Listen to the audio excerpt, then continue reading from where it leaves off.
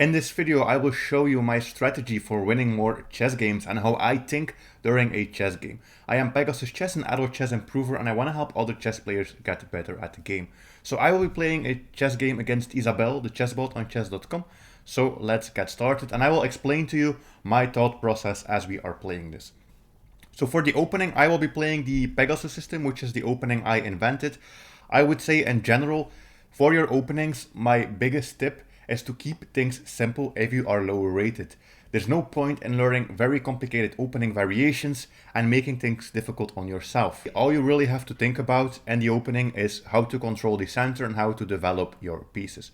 I will be playing knight to d2, which is the signature move of the Pegasus system, basically with the intent of controlling the e4 square on the second move so that we can push the pawn to e4, which is really great because if you can accomplish this and get both of your pawns in the center, you already have a really good starting position.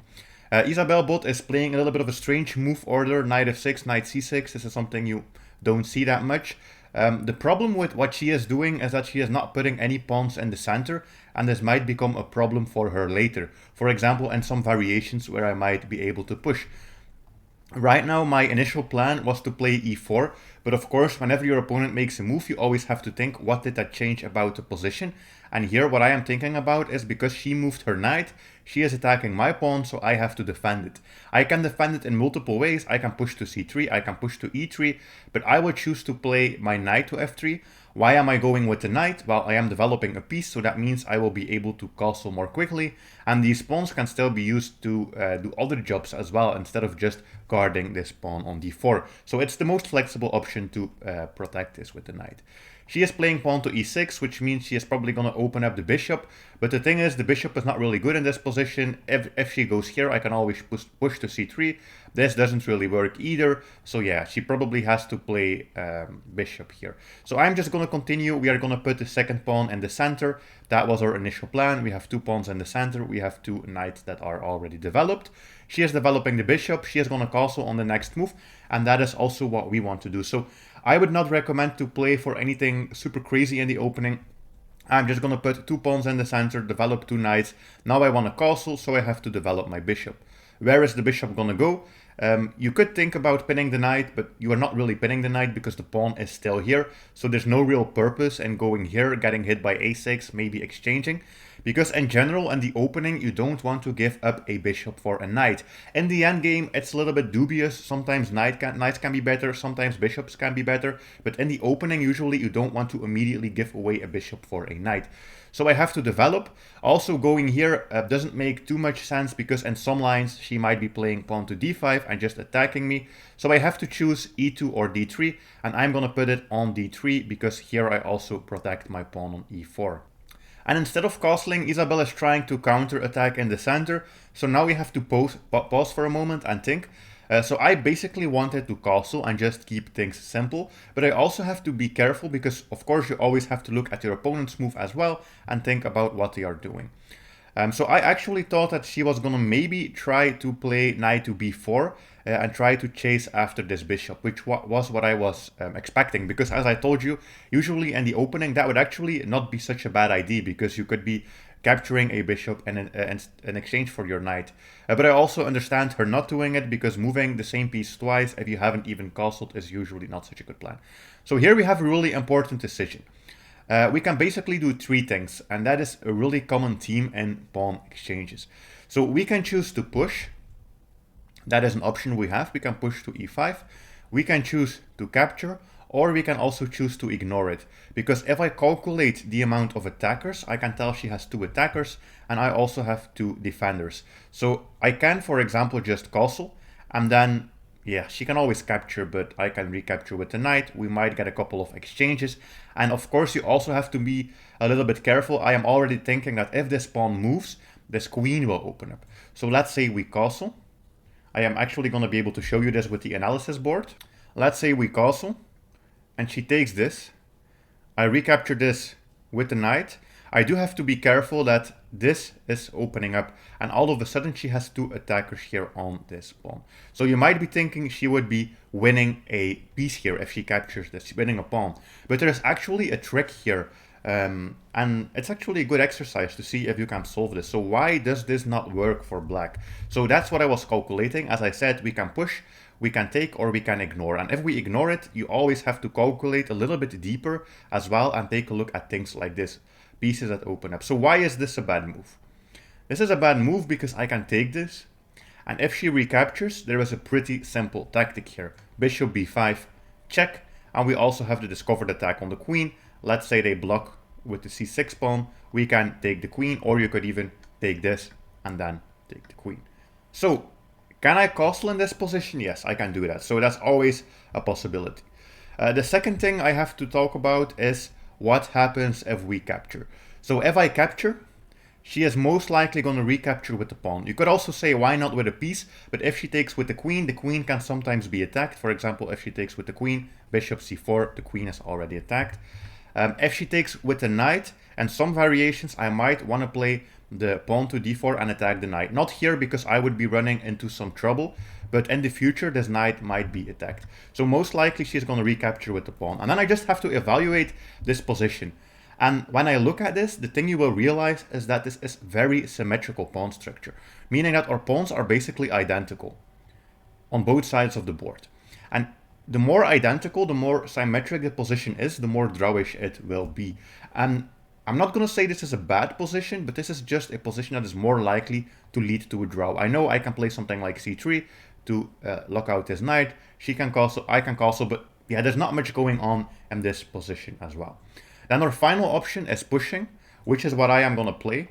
Because if I push, I am basically winning a tempo because she has to move the knight again. And if you look at this knight, there are actually not that many good squares. Probably she's going to have to go back here to d7, and her pieces are a little bit scrambled here. So that is what I am going to play. So that is how you can calculate through a moment like that, where you have to make a decision.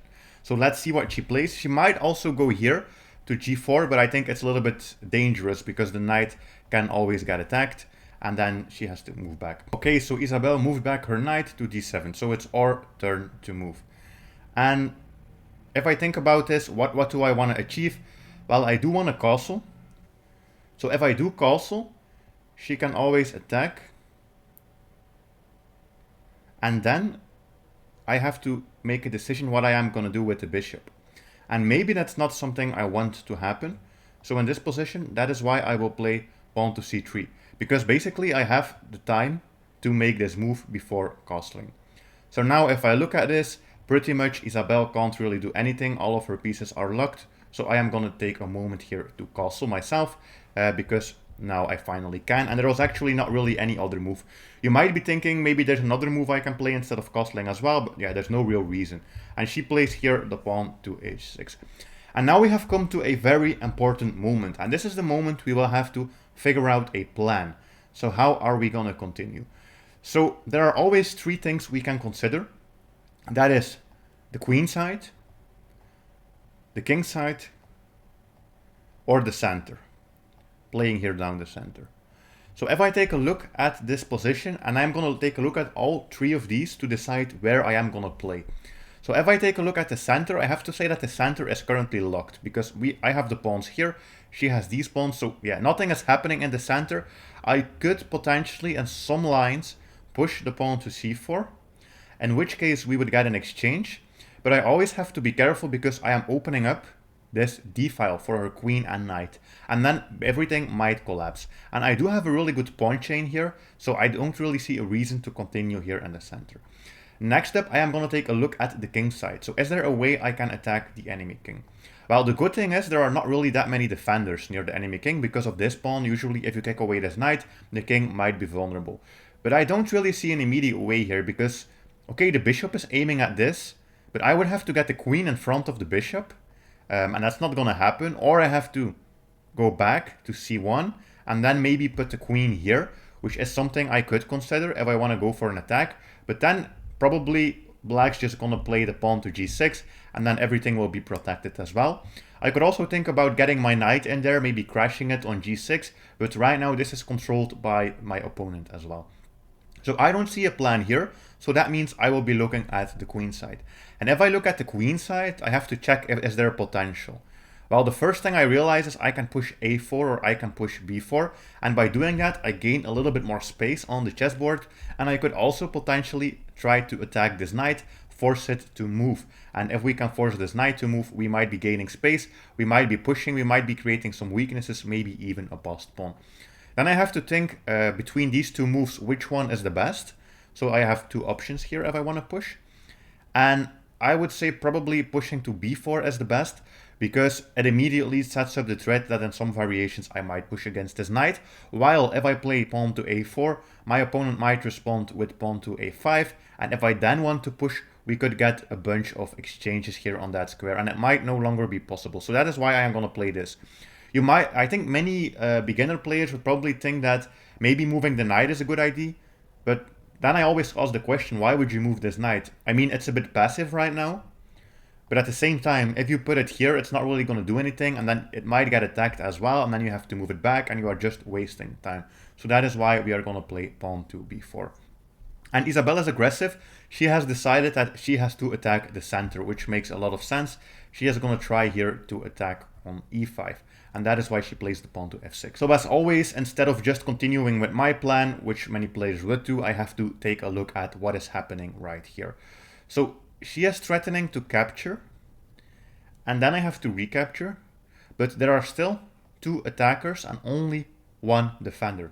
I have to be careful and I have to do something about this. So again, we have a pawn exchange situation, and now I don't have the option of pushing. So basically I can take it, I can ignore it, or I can defend it. But we already realized that ignoring it is not a good idea, because if I push, she can take, and since she has the two knights, I am going to be losing material. So I have to either defend it, which would probably be with the rook, or I have to take her pawn. So both of those are possible options. I am first going to consider if I defend it, then she might take. Then I have to decide, maybe I take with the knight, she can take, I can take, and then she has this opened up rook against this weak f2 pawn, because my rook will be gone, and I don't think that looks very pleasant. I can also take her pawn, and this will open up her position a little bit, because she might take with the bishop or with the knight, but I don't really see any problems. She's probably going to take with the knight, and then this square is still protected by my pieces. And at the same time, this e-file is going to become a semi-open e-file, and I can use this with my rook to launch an attack in the future. So that is why I will take this pawn. And she apparently took back with the rook, which is another possibility I didn't mention. I also quickly calculated this, but I think it was better to take it with the knight, probably. I don't really see a big reason to take it with the rook, but okay, she is playing this. So now, is there any threat? I don't see any threat, so we are going to continue with our plan. So my plan was basically to push, because we are gaining space, and we are also forcing this knight to move. So that is what we are going to do. And the knight goes to a5. The knight doesn't really have many squares. She can also go back to b8, but that would probably be pretty terrible as well. So she plays the knight here. So now I have to think, what can I do? Well, I can always play pawn to a4, but I don't really see any purpose, because I would be, first of all, removing a defender from this square, and also my pawn is not under attack, and yeah, the opponent's diagonal here is becoming a little bit stronger. So you could potentially play pawn to e4, which would be continuing with our current plan, so that would make sense in a way, but you can also take a look at some other lines. We also have to take a look at this knight. The knight can jump in here, but it would be taken. It can jump in here, but it would also be captured. So the knight is not really a threat. One of the first things I was thinking about was, can I put the queen here on a4, attack the knight, maybe win it? But of course, if I play something like that, she can just play the pawn to b6, and then my queen is basically offside, not really doing anything. So I think that's a very common move many players would make as well, putting the queen here on a4, but it doesn't really do anything. So if I get to a position like this, what I do is I basically think between two choices. My first choice is to just continue on the queen side. And especially if I was in a blitz game or something, I would probably do that, because it's just the simplest plan. I'm already playing on the queen side, which means I would probably play something like pawn to a4 maybe. Because we have a little bit more time, I am just going to take a look again at the queen side, the center, and the king side. So the queen side, we are just going to ignore this, because we know that we have some options. We can play this, we can play this, we can play the queen, we can maybe develop the bishop, but it never really does anything. So I am going to take a look at the king side again, but the king side, pretty much nothing has changed right now. I don't really have an attack. I can't attack the rook. Yeah, my bishop can't do anything. So then I'm going to look at the center. So in the center, we have a couple of interesting things going on. First off, we have this e5 square, which is basically an outpost where we could potentially place a piece. Also, we always have the pawn break, pawn to c4. But I already know that pawn to c4 would be a pretty terrible move, because first of all, this could be captured, we could get a bunch of exchanges, but suddenly everything will open up, the queen will open up again. So I'm not going to consider that. But e5 does look like a really nice square to put one of my pieces. And then I do have an extra piece, which can also influence the king side, maybe go for an attack, or if they capture me, which is what I expected, I can take with the pawn and basically win a move, because I am attacking her rook and now she has to move her rook. So we are again in a new position where I have to decide what am I going to do. So again, queen side, center, king side. So the center, yeah, pretty much nothing can happen right now here because these pawns are locked up. I'm not going to push this because otherwise, yeah, she would get a bunch of exchanges and maybe I would even be in some trouble. So we are going to ignore this for now. The queen side, I still know that if I don't find any good moves, I always have a move like a4, but also it doesn't really accomplish anything. And then we are going to take a look at the king side again. So on the king side, something has changed. The rook has moved. And you might think like, what does that mean? The rook moved, it doesn't really make a big difference. Well, what I am thinking here is that I could potentially play the bishop to g6 and attack the rook, or I could play the queen to h5. And then this also attacks the rook. So those are two possible options that I have here. For the rest, I could also potentially move the knight closer, but that would always block my queen. So I now have to decide what am I going to do about this. Am I going to put the bishop here? Am I going to put the queen here? And whenever you are faced with something like this, all you have to do is some quick calculation. So if I play the bishop, what does this accomplish? Well, most likely they are going to move the rook back to f8, I think. And then if I envision that position in my mind, I have to think, can I do something afterwards? Can I create an attack? And I'm trying to envision this and I don't really see anything. I know that these light squares are going to be weak and I could potentially do something if I could get a knight or a queen there, but I don't see any immediate way to do that. So yeah, I don't really see any options after bishop g6. Then I'm thinking about queen to h5. Again, it looks nice, but you have to always question, what does it really do? And then all of a sudden I do see some tricks, because if I put the queen here, I could potentially move the queen here on the next move. And then maybe I could give a check, move the king, and then I could give a checkmate. So I basically have a 1, 2, 3, 4 move, 5 move, checkmate here with the queen. And then, of course, we now have multiple options. Am I going to put the queen here or am I going to put the queen on g4? Because basically from both of those squares I can go to g6. So that is what I am calculating. But if I put the queen on this square, black might block with the bishop or with the pawn, and then things are going to slow down. So I'm going to put the queen on h5. And black is playing so quickly here, but black is playing the knight to c4, which is something that was always possible. And you might be thinking, okay, I am going to capture here, and this wins a pawn. True, but why are we going to try and win a pawn if we can also go for a checkmate?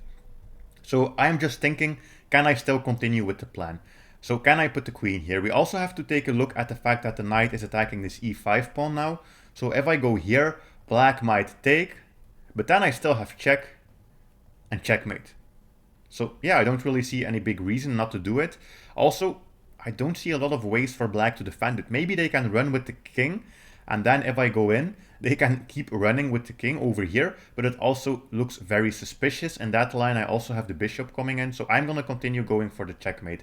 And this is actually what black is trying to do. So they are trying to run, and I am going to go for a little king hunt here. So this is the plan. We reached the position that I calculated, and now I have to think what is the best option. So one of my ideas is to put the bishop here, because then I can pin the rook. I could potentially give a check, win the rook, I can take this pawn, so everything is looking really nice. The only problem is if I am a little bit careless and I focus too much on my own attack and I forget my opponent's moves, I might get in trouble. Because if I play the bishop out, which would seem like a good move, all of a sudden the knight can take here on e5, and it's both targeting my bishop and also defending the rook. So this knight is a bit of an annoying piece, and I can just take it. I can just take it because I don't need my knight anymore. This opens up the queen, but yeah, my king is very safe, and now I can go for the attack. So that was the plan. We can attack this. As I said, if I just think about any random move for black, I would have been able to capture here. So that is why black is defending. But now we are still going to be a little bit sneaky. I think, again, many players would probably just think, oh, I can take the rook, I'm going to win material. But yeah, there's no reason to take the rook so quickly. I am going to put some more pressure by playing the queen to g8 and then also targeting this rook.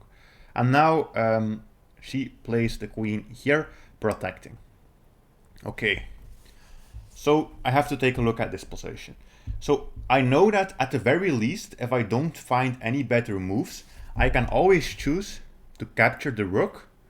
They take with the queen, I take with the queen, we get an exchange. And in that resulting position, it will be a rook and two bishops against two rooks and a bishop. So I know that that's an endgame which is better for white because my pieces are more valuable, so I should be able to win that endgame. But it's important to also check, especially in a position like this, if we don't have any fancy moves that might also win us the game. So we also have to do some calculation. We are attacking the enemy king. And the enemy king is already in trouble, zigzagging and basically castled and then moved all the way back. We have the queen and bishop. And when you are attacking, the most important thing to think about is how can I add an extra piece to the attack? Because adding extra pieces is going to increase our pressure and we might be able to win something. And of course, we don't have that many pieces. It would be really nice if I could get a knight somewhere close, but I don't have any knights. So I have to think. And if I take a look at this, well, this rook is never going to participate. This rook, well, you could potentially move it here to the d file, which cuts off some squares from the king, but yeah, it also doesn't really do much. And then I have to think, is there a way I can involve this bishop in the attack? And there actually is a way to use this bishop. So the first thing I'm always thinking about is sacrifices. If I sacrifice the bishop on h6 and black takes, well, nothing really happens, okay.